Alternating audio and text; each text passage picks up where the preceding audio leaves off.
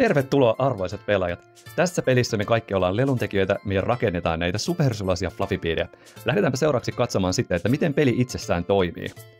Peli alkaa sillä, että arvotaan täältä pakasta 3 ensimmäistä Fluffybead-lelua, mitä lähdetään rakentamaan. Sieltä tuli perus Fluffybeadi, taikuli ja sammakko. Nyt katsotaan sitten vähän tarkemmin näitä kortteja. Siellä näkyy luku 10+ ja siellä alla on noppa. Ja tuohon nopan kohtaanhan me sitten heitetään täältä tätä noppa ja laitetaan se sitten tuonne noin. Elikkä tällä Fluffybeadillä pitää olla tasan tarkkaan 15 minkä tahansa väristä jalkaa, jotta tämän lelun voi rakentaa. Velho on vähän ronkelimpi tai taikuli.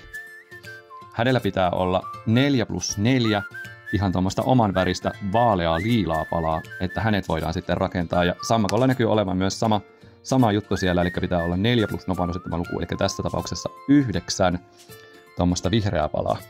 Katsotaanpa seuraavaksi sitten se, että millä tavalla näitä Fluffybeadia lähdetään rakentamaan tuossa pöydällä.